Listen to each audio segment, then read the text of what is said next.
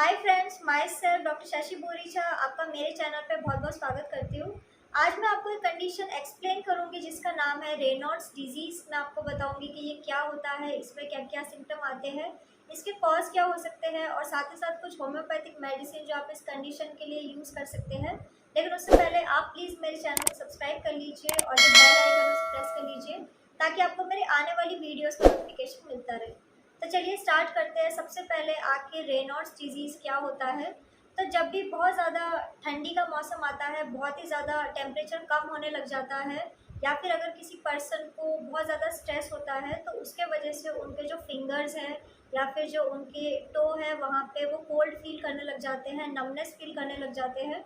तो उसी कंडीशन को हम लोग रेनॉल्ड्स डिजीज़ कहते हैं। रेनॉल्ड्स डिजीज़ में ऐसा देखा जाता है कि जो हमारे स्किन की स्मॉल आर्टरीज होती है वो नैरो होने लग जाती है, जिसके वजह से ब्लड सप्लाई कम होने लग जाता है और पर्सन को ये सारे सिम्टम आने लग जाते हैं, जैसे कि उनके फिंगर्स नम होने लग जाते हैं, उन्हें सुन फील होने लग जाता है, उन्हें कई बार रेडनेस और स्वेलिंग भी फील हो सकती है और उनकी स्किन का जो कलर है वो चेंज हो सकता है। सबसे पहले स्किन का कलर वाइट होने लग जाता है, उसके बाद वो ब्लू भी हो सकता है। रेनॉल्ड्स डिजीज़ बहुत ही कॉमन कंडीशन है और ज़्यादातर ये कंडीशन आपको कोल्ड एनवायरनमेंट या फिर जहाँ पे कोल्ड क्लाइमेट रहता है ऐसी जगह पे ये कंडीशन काफ़ी ज़्यादा कॉमन है।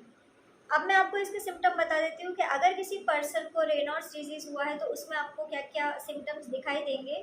तो सबसे पहले ऐसा देखा जाता है कि जो फिंगर और टो है वो कोल्ड होने लग जाते हैं, उनके कलर चेंज होने लग जाते हैं।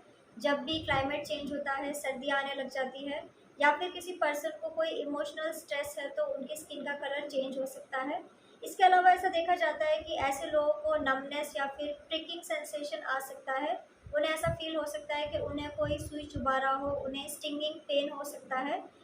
अफेक्टेड एरिया का कलर चेंज हो सकता है, जैसे कि मैंने आपको पहले बताया कि स्किन वाइट हो सकती है, उसके बाद वो ब्लू कलर की हो सकती है, उन्हें कोल्ड और नमनेस फील होगा। अब मैं आपको इसके कॉज बता देती हूँ कि आखिर क्या रीज़न है किसी पर्सन को रेनॉल्ड्स डिजीज़ होने का। तो सबसे पहले इम्पॉर्टेंट कॉज यही है कि क्लाइमेट का चेंज होना। अगर कोल्ड टेम्परेचर हो जाता है, अगर विंटर सीजन आ जाता है तो उस कंडीशन में पर्सन को ये कंडीशन हो सकती है। इसके अलावा इमोशनल स्ट्रेस एक बहुत ही इम्पॉर्टेंट कॉज है।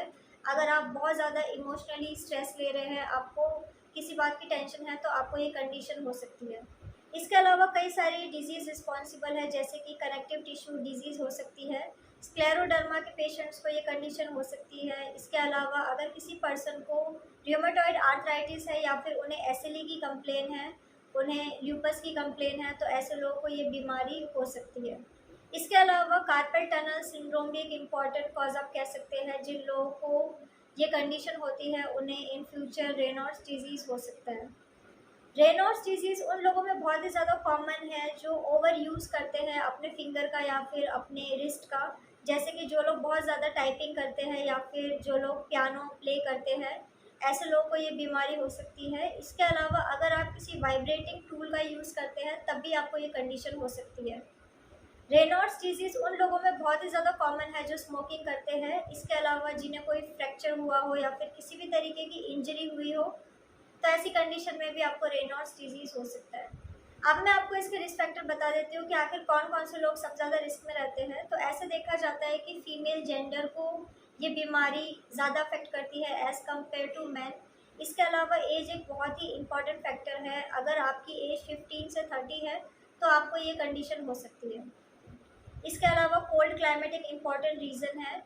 फैट्स के अलावा जेनेटिक एक इम्पॉर्टेंट रिस्क फैक्टर है। अगर आपकी फैमिली में किसी को ये कंडीशन है तो आपको भी हो सकता है। इसके अलावा कई सारी ऑटो इम्यून डिजीज़ है जिसके वजह से आपको ये बीमारी हो सकती है।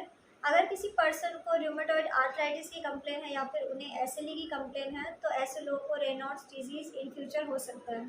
अब मैं आपको इसका ट्रीटमेंट बता देती हूँ कि आखिर कौन-कौन सी होम्योपैथिक मेडिसिन आप यूज़ कर सकते हैं इस कंडीशन के लिए। मेडिसिन जैसे कि आप सीकेल कोर 30 मेडिसिन का यूज़ कर सकते हैं, आप कार्बोवेज 30 मेडिसिन का यूज़ कर सकते हैं। इसके अलावा आप एग्रीकस मस 30 मेडिसिन का यूज़ कर सकते हैं। ये सारी की सारी मेडिसिन रेनॉल्ड्स डिजीज़ के लिए बहुत ही यूज़फुल मेडिसिन है। आप इस मेडिसिन को 4 ड्रॉप दिन में 3 बार यूज़ कर सकते हो। सो फ्रेंड्स, ये था रेनॉल्ड्स डिजीज़। मैंने आपको बताया कि ये क्या होता है, इसमें क्या क्या सिम्टम आते हैं, इसके कॉज क्या है और साथ ही साथ कुछ होम्योपैथिक मेडिसिन जो आप इस कंडीशन के लिए यूज़ कर सकते हैं।